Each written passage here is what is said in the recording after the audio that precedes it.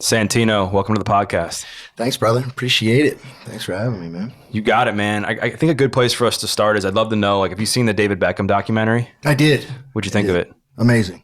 Yeah? The coolest part is I didn't know how much kind of flack and the stuff that he went through. Yeah. From the whole country. And pretty amazing story, man. Amazing. Could you relate to a lot of what he went through?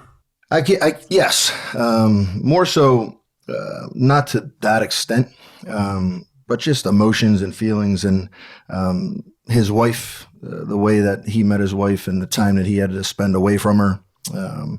Similar stories for me and mine. But yeah, it's hard to relate to one of the greatest soccer players in the world, and he was a superstar, but he went through a lot of different things, man.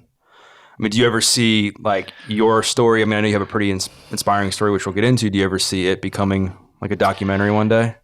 Look, at the end of the day, our stories are powerful because we have a platform, right? No different than a firefighter, police officer, any normal person, but our platform is much bigger, and people are, I think they're more intrigued by failure and guys that are successful. And so that's where, if you look at my story, it's I guess documentary worthy, because it intrigues people and it helps people too. So let's get into your story. So I know you just celebrated recently 16 years of being sober. Mm-hmm. And, from what I understand, like, you were the man back in the day playing soccer. Yeah. You were drafted in the MLS. At the time, you were the youngest player ever drafted, like 8th overall. Yeah. And then not too long after that, you got injured, and then, like, your life slowly fell apart. Mm-hmm.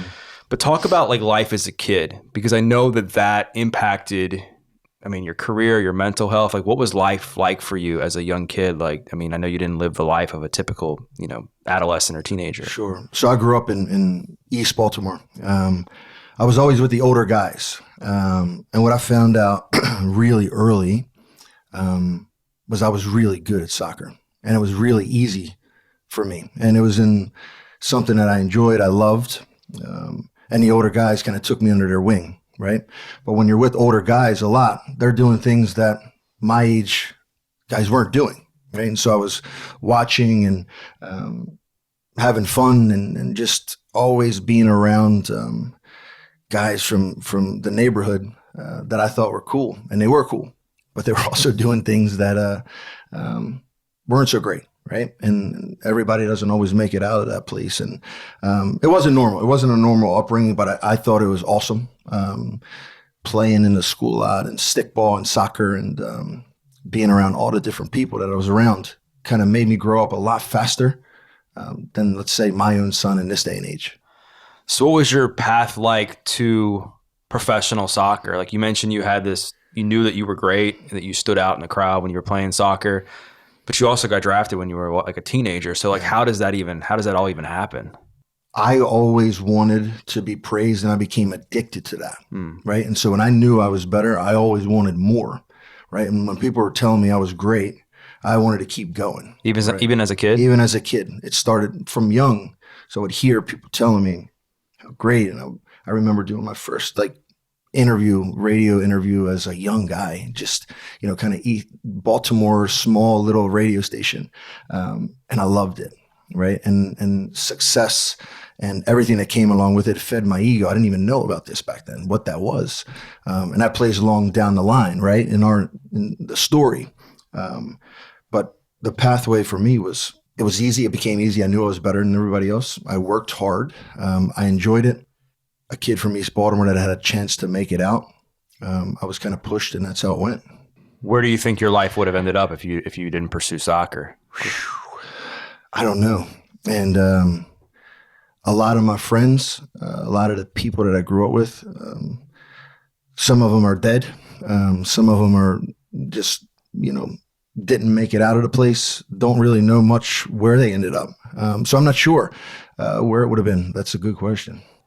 Like, when you were a kid and, like, your life, I think about your story and I think there's a lot of correlation between that and these actors who get famous at a young age as well, where they're just inundated with praise and just validation.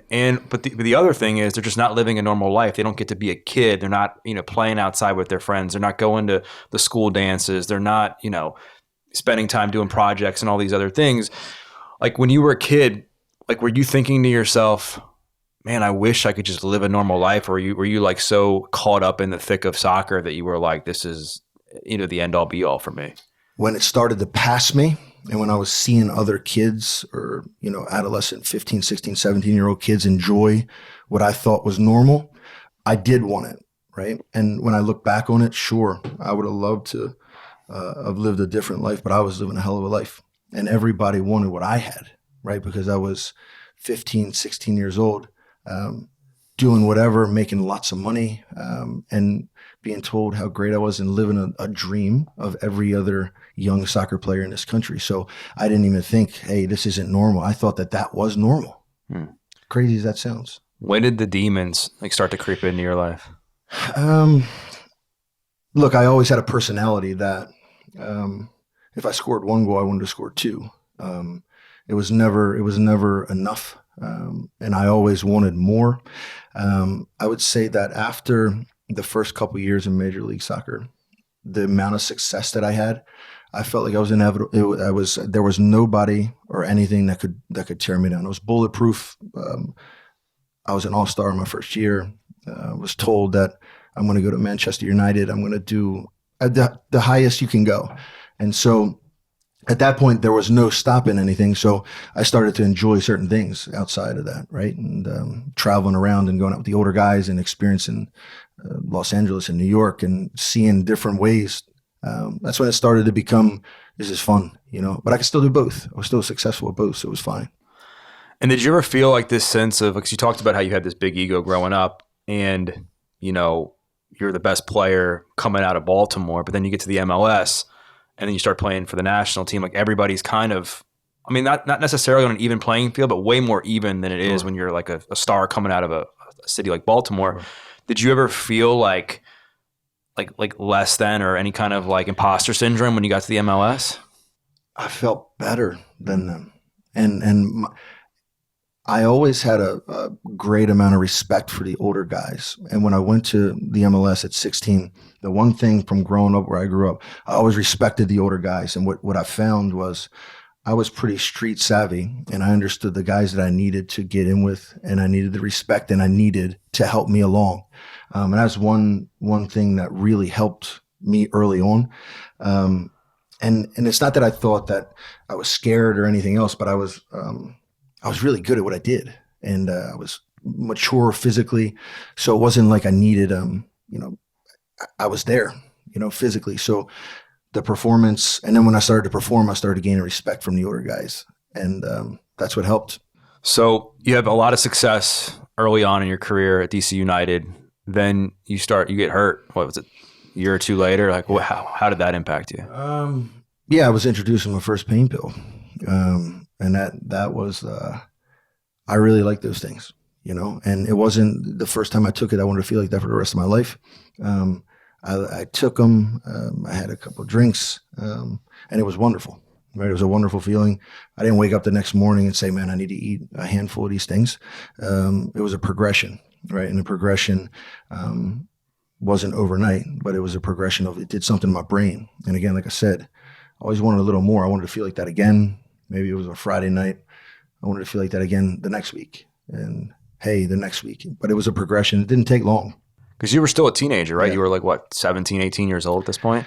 Yes. And at that time, back when, 2002, 2003, 2004, that wasn't like the in drug at the time, It started to become more popular, but it was really just prescribed from doctors. And it became more prevalent, obviously, a few years down the line when I was obviously having to buy them on the street and everything else. But those things, and then you get introduced to the higher end drugs, right? And then you start to mix them all together, and then it becomes a concoction that I really liked.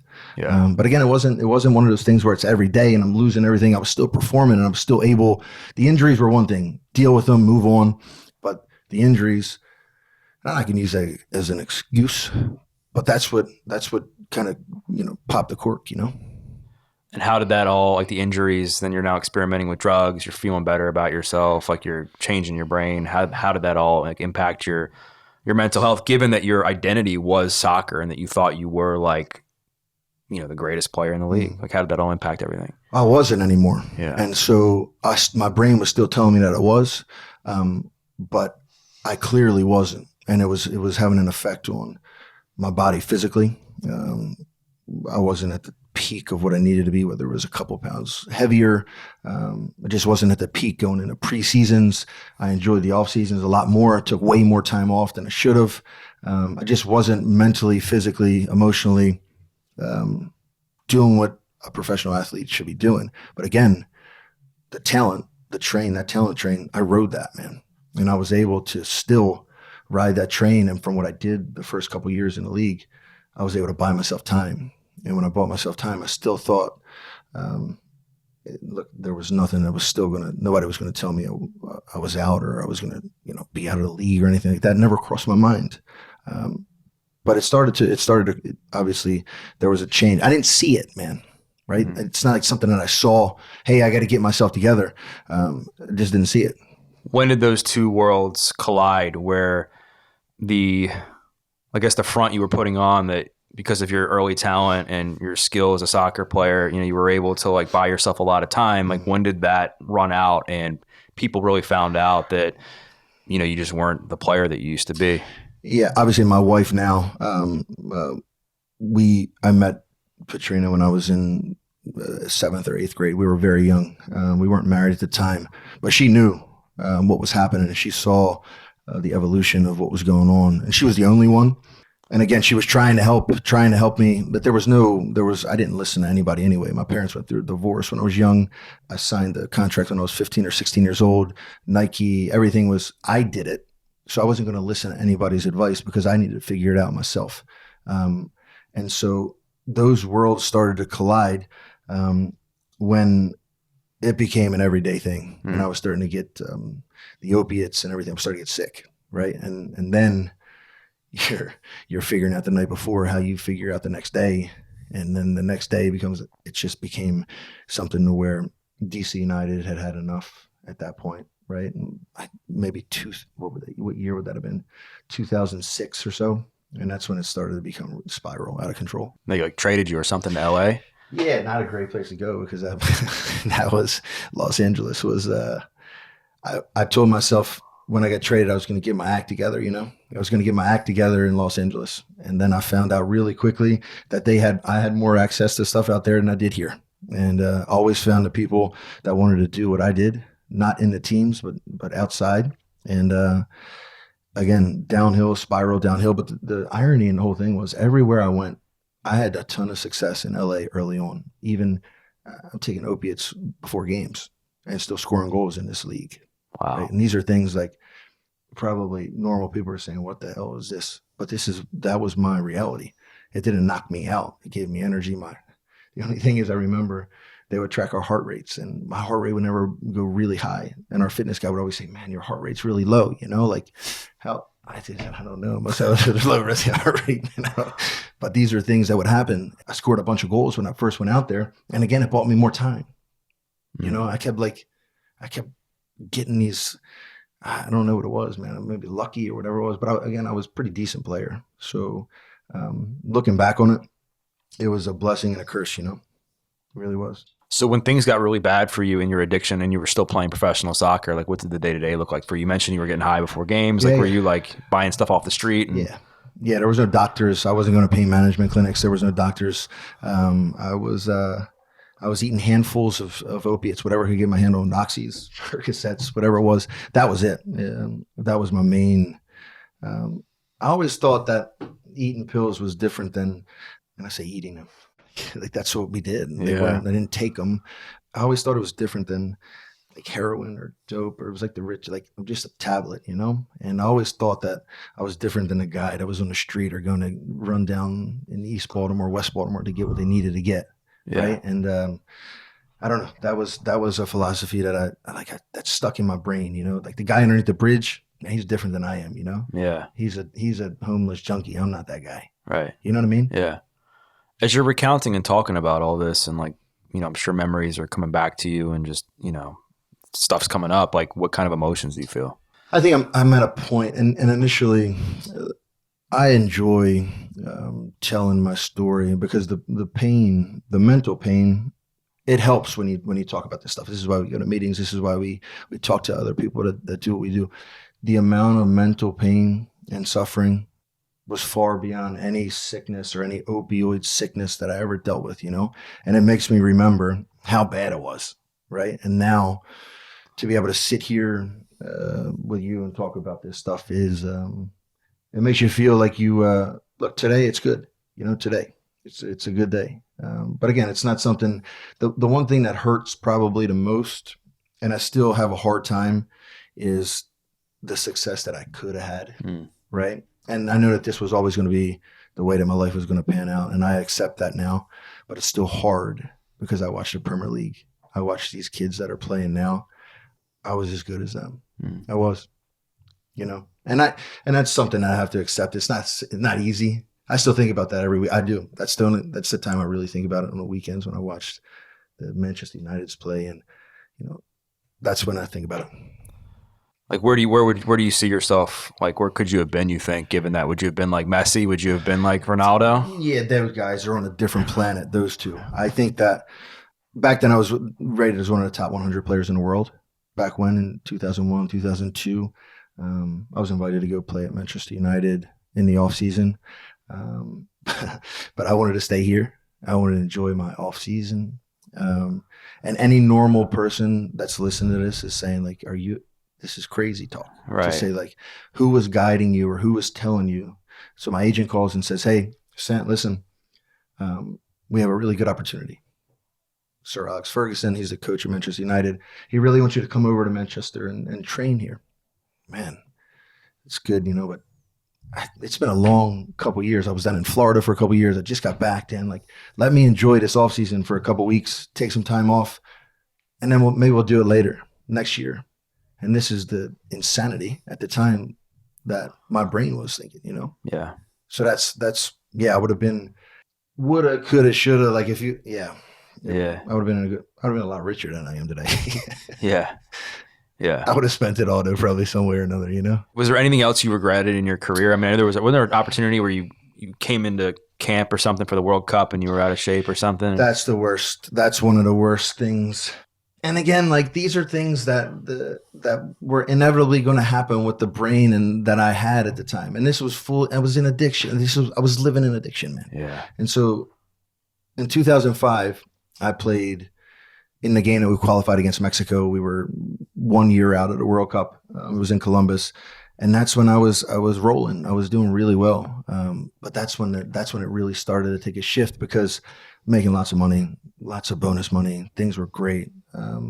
Was living a really good life. I played in Scotland with the national team. Like, we were preparing for the World Cup, and that November was the last game in Scotland, and then the camp was in January.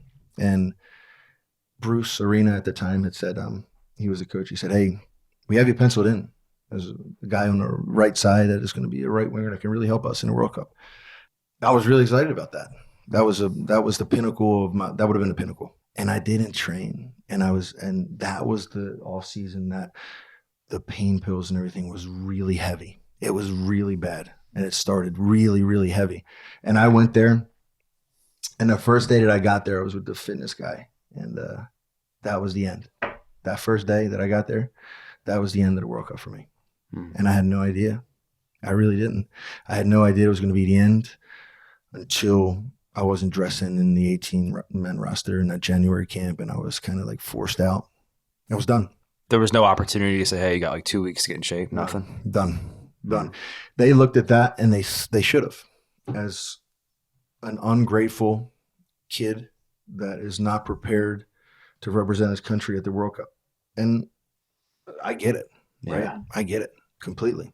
No normal, I didn't even say normal, no human being that plays this game, if you sat here, would say, if I have an opportunity to go to a World Cup, I'm going to go out of shape, I'm going to go unfit, they would give their right arm to do this, Right. And I didn't, because this was the mentality. I could always scrape by with just talent and not work hard enough. And that was the living in addiction, man. That's what happens. Yeah. And so talk about your relationship with your wife, because I know she stuck with you through the whole thing, Yeah. but there were some ups and downs. Talk about like, what it was like, the good, bad, and the ugly. Yeah, she's a wonderful person, man. We're best friends, and we've been through a lot of stuff. And the one thing when I met her, what I liked about her was never about me being a soccer player, an athlete, or she never treated me any different. In the end, in 2007, my daughter, they were finished, and they needed to be, because they didn't matter to me anymore. Getting high was way more important. They were second. Everything else was second. I would have walked, if they would have been crying on the floor, I would have stepped over them to walk out the door to get high, just the way it was. And in the end, that was the time. That was the first time where we were really, she was finished. And that's what scared me the most. Mm-hmm. Not losing my job, not playing soccer.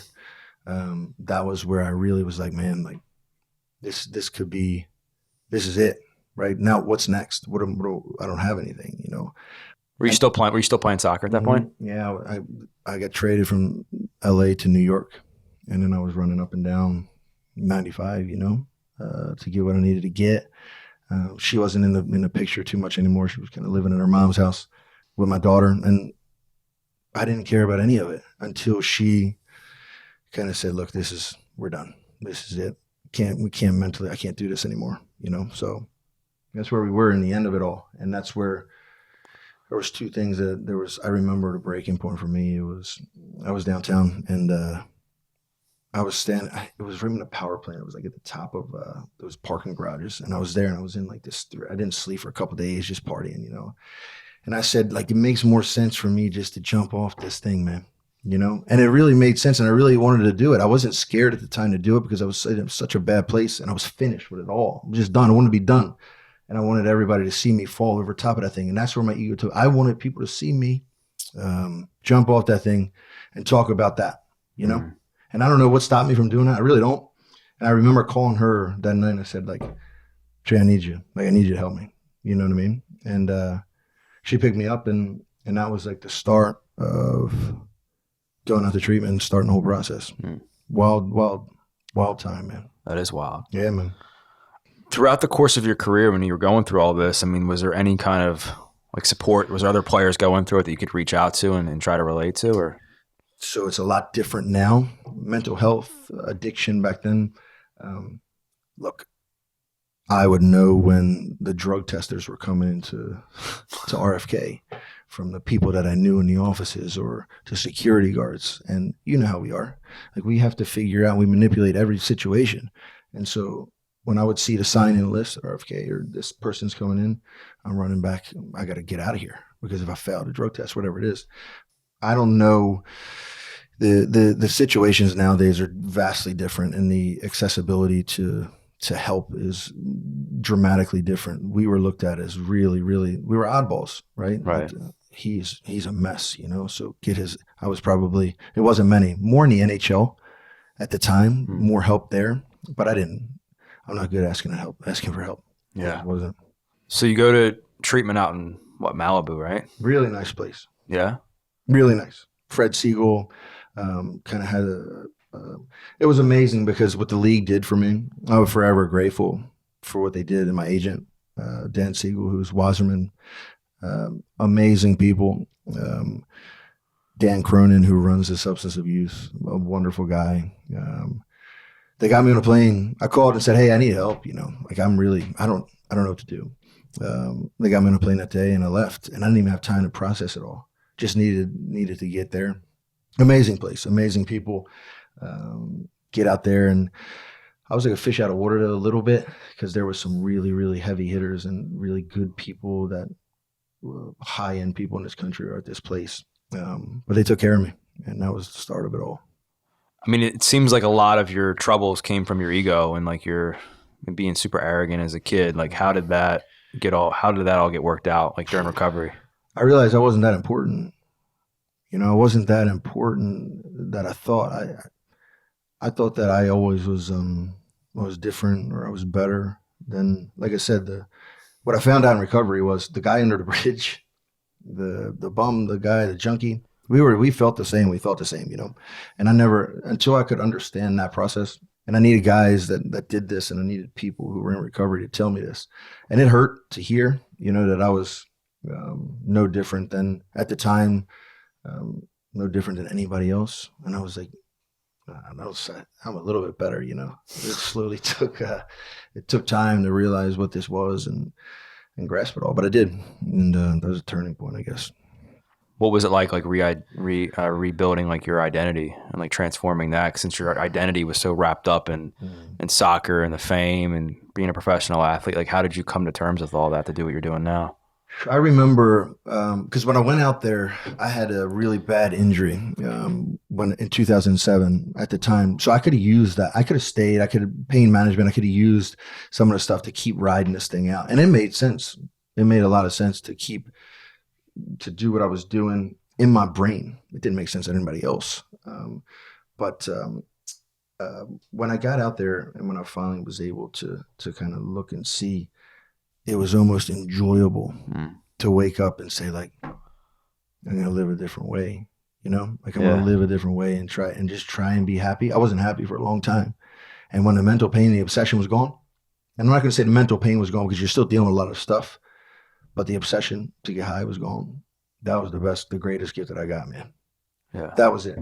Once I got that, once I knew, I woke up and I was like, man, I wouldn't sell my soul to get high. That's when I started to turn the corner too. So what helped you deal with a lot of the mental pain? Like, did you go to therapy? The Alcoholics Anonymous, Narcotics Anonymous, the people in these programs, therapists, reading, talking to people who felt like I felt, psychiatrists, and just understanding that it's fixable or manageable. How about that? Manageable. And then when I started to manage things and understand what it was, I didn't know what it was. How can I say I need help with something and I don't know what it is? I don't know what depression is. I don't know what anxiety is. I don't know what these things are. I don't even know what really mental pain was, right? Until you start to understand and read and learn about yourself. How can you fix it? What were some of the hardest things you had to like unlearn? Like some of the hardest like limiting beliefs when you got into recovery that you had to like move past? I was complicating things that were really simple, and I was thinking about external stuff and everything that really didn't matter, man.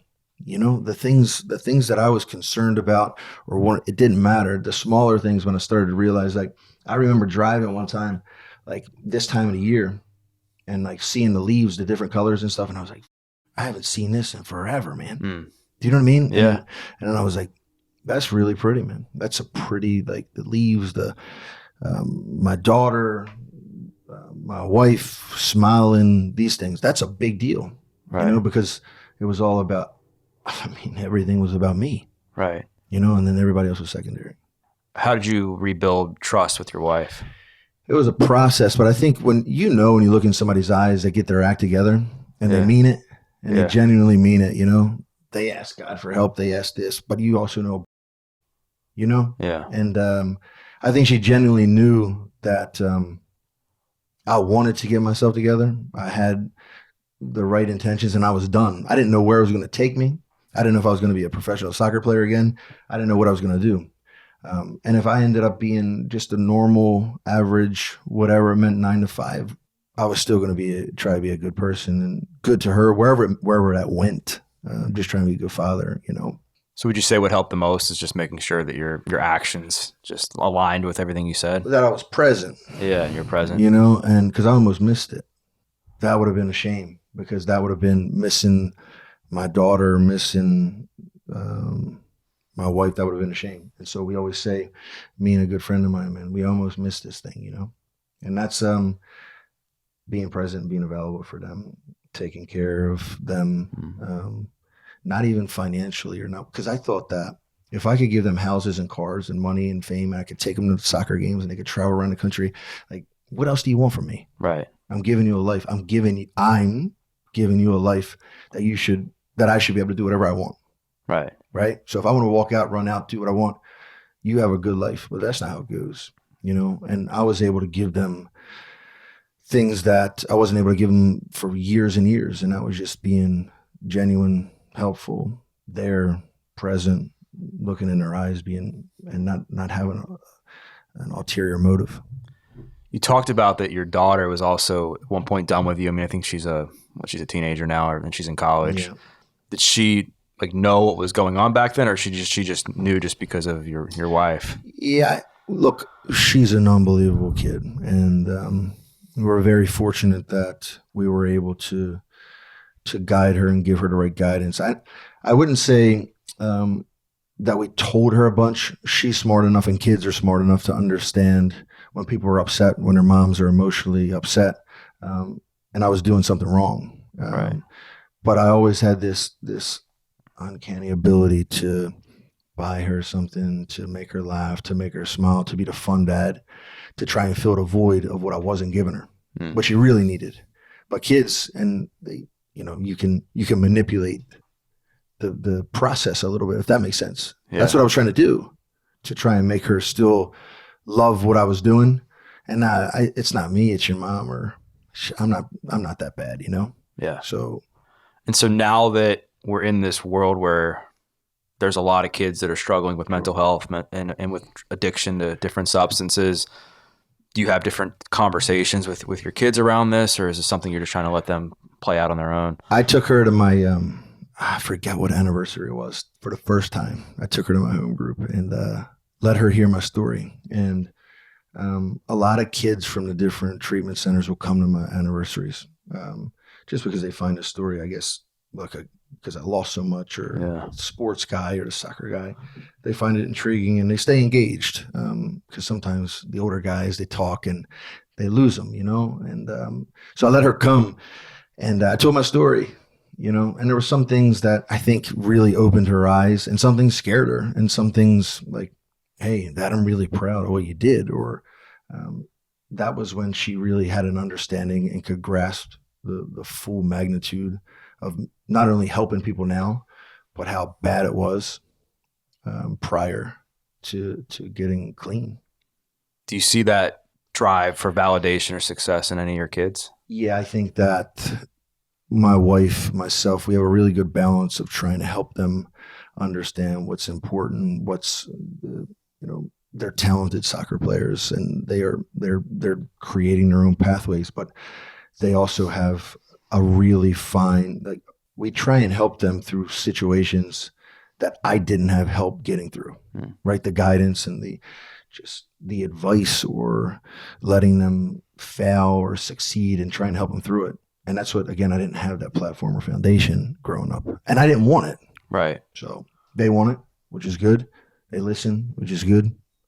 And we just try and provide them, things that, not monetarily, but just things that can help them kind of deviate and find them what we had. And I say we, me. So speaking of sharing your story, I know you talked to the Washington Post. I think it was like shortly after you retired, right? Yeah. Talk about that article. I mean, the headline was like, I should have been dead, right? Mm-hmm. That was actually still when I was playing. And I remember walking into the locker room. I told you the story. I didn't know it was going to be on the front page of the Washington Post. And again, these are situations back then that we talked about not having, addiction being such a big deal. It's such an intriguing story to people. Right. And it really shouldn't be, because everybody's dealing with this in some way, shape, or form, whether it's family member. But I walked into the locker room that day after doing the article with Stephen Goff. And it was a couple weeks of preparing. And on the front page, I look at this and I'm looking at my buddies because back when it wasn't as tech savvy as it is now. Everybody's on their phones. Back then, they're reading the paper still. And on the front, it says, I should have been dead. And I was like, man, I'm all in, right? I've told the whole world, and now I have to hold myself and stay accountable. And that helped, actually, too. That helped because I didn't have anything to hide anymore. Yeah. Nothing to hide. I mean, as far as the day-to-day, I know one of the things that you regret is stealing from your grandmother. Tough. How did you make amends with that, or come to terms with all that? Look, I have a wonderful family, a close-knit family. But my grandparents, if I had to hide a body, they would help me do it, you know? Yeah. And that's the type of Italian, that's just the way it is. And so no matter what we did, they always found us a way out, you know? But that was the day when I took that money out of her purse, when I took her card and I went and stole money from her, that was it hurt, right? And I had to tell her when I got myself together. I said, "Hey, it wasn't a ton of money, maybe $60 or something like this, but it wouldn't matter if it was $1, right? Because I had to go somebody that would do anything for me." And it hurt, man. And I was able to tell her, and I gave her the money back. You know, she didn't take it, you know, but she laughed and said, "I don't. That's not. I'm just glad you have yourself together." And just like any mom or dad would say. But I was able to look at her in the eyes and be accountable and not be sneaky. And I'll never forget that, though. Sober for 16 years, you've been out of the league for a while as well. Like, what was the point where you came to terms with everything in your past, where you were like, you know what, like, it's time to turn the page. Like, this sucks. I wish I wouldn't have made these decisions, but it's time to move on from professional soccer. I was physically beat up at the end of, I started playing when I was 16. So I was done 27, 28 years old, just physically. I was mentally, physically. I had accomplished a lot when I came back, which made everything that much better. I was able to get back on the national team, was able to represent my country again, was able to work hard and play throughout the course of a season. I was the first one to get there. I was the last one to leave. All that stuff didn't happen prior to getting myself together. And, so I won an MLS Cup. I was able to win in lots of different things, and I was good with what I had accomplished on the field. And then off the field, when I was done playing, I felt like there was a lot that I still had to give, man. You know, like there was a lot of things that I could not help people with, but just be a presence with young players or kids or family, whatever it was. That's when I kind of, that 28 years old, that mark, I was ready to be done. So what was the process like of coming back to soccer? Like after you went to rehab? It was the only thing that I knew. One. Number two, I was still young, right? And 23 years old. And when I started to run on a treadmill a little bit out at the treatment center, I was like, man, this is not so bad. Maybe I'm going to give this a try. And I could run for like 5 minutes. That's how bad my foot, I was in really bad shape. 5 minutes, but it felt so good. Just to run and like have a clear head and listen to some music. And then the 6 minutes, 5 minutes turned into 20 minutes. And then I started to look a little different and feel a little different. And I was like, maybe I give this a shot. I don't know, you know? And I would have played for free. It wasn't about money and so I started to call those guys that initially helped me early on. And I talked about those older guys that I respected. And I called one of the greats that ever played in this league, Jaime Moreno. I said, hey, I think I want to try and come back and just in the preseason and just go to training possibly, you know. He's like, Sam, you did a lot of damage. You know, this is a big deal. It's still early on. Let me talk to these guys. And so that process kind of started, initial conversations, accountability from the league, stipulations, everything that started to happen. And they brought me in. DC United brought you in? Mm-hmm. So when you say damage, I mean, like, I guess it's just different because there's people who are more outspoken about mental health and addiction, and it's like not seen as this, I mean, super negative thing. It's more like, all right, this person wants to get help. They want to better themselves. Like, what was the damage that they had seen you do? When I say damage, it wasn't necessarily, it was the selfishness. I was taking money from a corporation and not giving them what I should have gave them. Yeah. Right. And so, and that's, you're lying to the league, right? You're being a cheat, you know, and that's what I consider damage. I didn't do anything to players, staff, didn't have bad relations with anybody. Right. And that's kind of what I mean by the damage, you know. What was your humility like coming back into the league? Like, even when you started having some success, what was it all like? Amazing.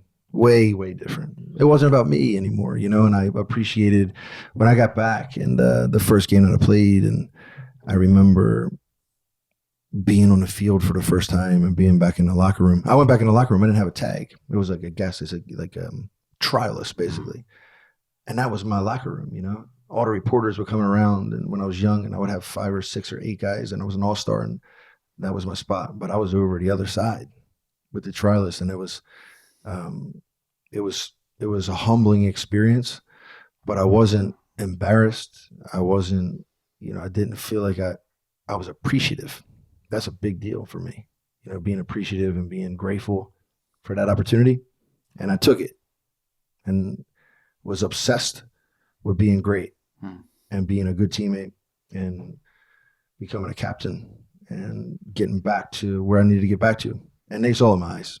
Like I said, you can't hide, right? And I was under a microscope and I helped them. I helped the team and they helped me. And it was a relationship that was mutual and it turned out to be really good in the end. And so now you've been able to kind of pay it forward in a way, start Pipeline, and that's a big deal for you. And there's a lot of kids that want to be professional athletes, whether it's soccer, football, lacrosse, basketball, baseball, you name it. Like, what's your message to parents, like if they're listening to this and they're like, because I think a lot of times parents want it more than their kids. Like, what's your message to them, being you've been on both sides of the coin? I see the families that are very supportive, that want to support their kids and help them get to a next level. And what that means is they turn them over to good staffing and let them kind of find their way. And the one thing that I see, the most successful players and the most successful families are okay with their kids failing, but being there to support them. The ones that are not okay with them failing, they run away from the situations. If they're not starting, if they're not playing enough, they go to another club, another organization, which is fine. No problem. But what you're doing is you're not allowing your kids to understand what success and failure is, how to deal with adversity. Because we live in a world now, if it doesn't work here, they just go there, right? There is no loyalty anymore to clubs or because there's so many options. And the most successful players, I promise you, are the ones that are able to deal with that, and the families that are able to see it and be supportive and not always like it. They don't have to love it, but you have to get through these situations. Right. You know what I mean? Yeah, but I think like some of these parents, some of these situations, the kids are teenagers, they're young, and I think the parents probably see it as their responsibility to almost like step in. And I think a lot of times there's just miscommunication or misunderstanding of what's really going on. Like you've dealt with, I'm sure, a lot of parents, and again, you've also been the phenom player. Like, what do you think is if a kid is having a hard time in a sport and they're wanting to be better and they're not getting enough playing time, like, what do you think's the right approach there? To be completely honest with the families. And so my role and my job is to manage players, right? And they call them coach, but I think coaching is really, really about managing players and managing egos, and because a lot of good players have big egos because they are the best players. But kids that aren't good enough to become a pro or aren't good enough to go to a Division I school, you have to be honest with these people. Yeah. And some of them don't want to hear that, but there is a reality of what talent, what's needed, and God-given ability, or some have it and some just don't, right? And no matter how hard they work, there's a level and a ceiling that they're going to get to. And if you can be honest with those people, I think they appreciate it. But some just don't want to hear it. Switching gears for a second, like, what was the hardest thing to recover from? Like, what was harder to like let go of and heal from? Like all the influx of fame and validation that you were getting as a kid and throughout your career, or just, the not using the drugs anymore? The drugs were not the issue. Once it stopped, they were just they helped, actually. As crazy as that sounds, they helped negate all the emotions and feelings and all the things that I had to realize what was wrong. And I didn't know what was wrong. What was wrong, I had voids and emotions and feelings that I didn't know how to deal with, right? And what voids, what emotions?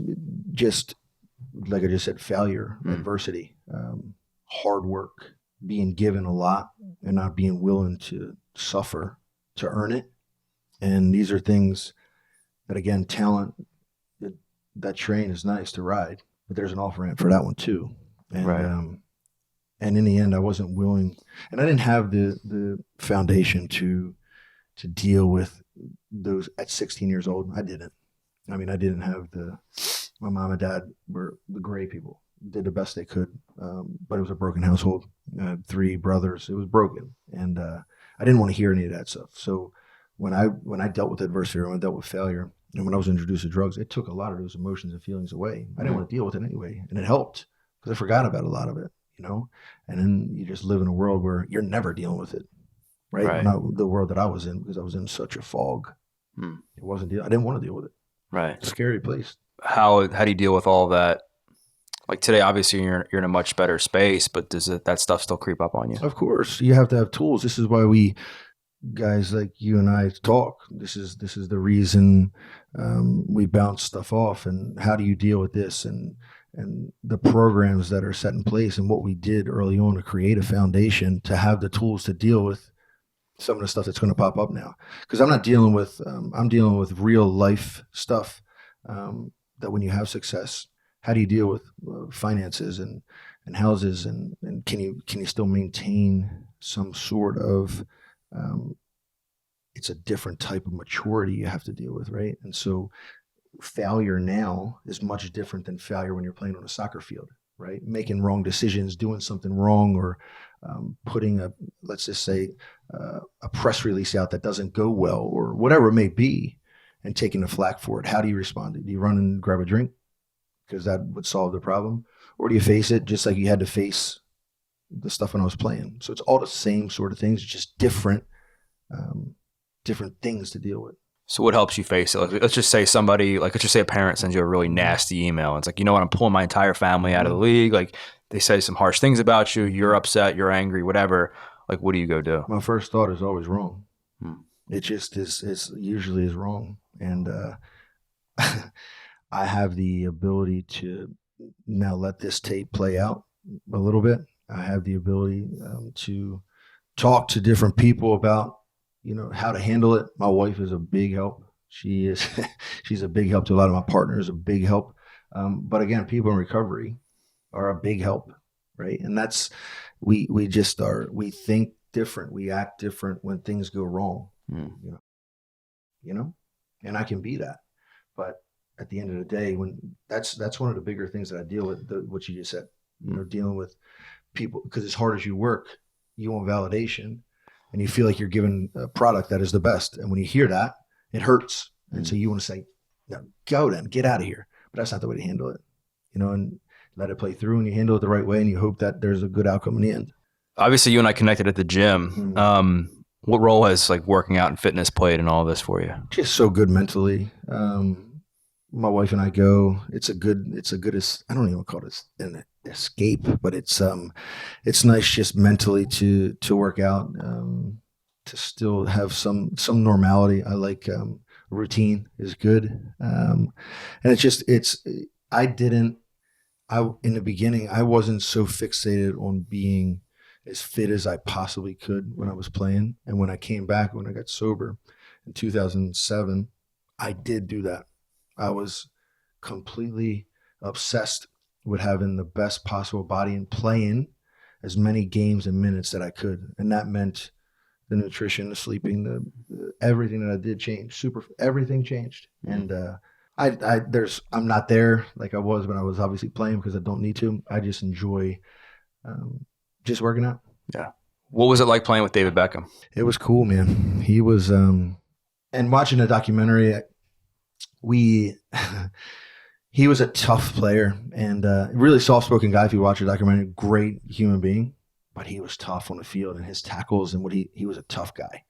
And we butt heads a little bit, when I played at DC and he played at LA, we did, and some of the pictures and photos that you see were like arguing a little bit, but in the end, we trade jerseys after a game, and I gave it to my son. And I think that this documentary helped him understand how big he really was. Yeah. My son's 14 years old. He doesn't really, he doesn't really understand what he was. He was the Ronaldo. He was the Messi of his era. Right. Global superstar. But he was a hell of a player. Were you guys both in your prime at that time? Yeah. He was a little bit older, I would say. He was in his prime probably at Manchester United and Real Madrid when he came here. He was towards the end of his career, but the quality, and all the wives like seeing him after the game too, Sure. Yeah. I told, hey, you got to go to tell my wife, you got to go to, can't wait for this guy to take him. He's too good looking, too handsome. Is he like the most famous or the best soccer player that you've ever played with? Yeah, probably. I played in some big games internationally, and I played against Real Madrid and AC Milan and Chelsea and some big players. But what he did for the game and the sport, it transcended things. In Asia and everywhere in the world, he was a global superstar. What's next for you? You know, I enjoy where I'm at. I still like to compete. We have some wonderful youth teams that compete around the country. One of our teams won a national championship last year that I coach. I still get stimulated from the competition. That'll never change. It's in my gut. So I enjoy helping players progress. What's next for me? I'm not too sure. Down the line, predicting what it's going to be, whether it's coaching, whether it's, I don't know. But I'm enjoying what I'm doing today. That's awesome, man. Well, thanks so much for coming on here, man, being so vulnerable, sharing your story. Means a lot, and I think that my audience is really going to enjoy it. Of course, man. Yeah, I appreciate you having me, bro. You got it. Thank you so much for watching. If you like this video, I really think you're going to like this video as well. I'll see you there.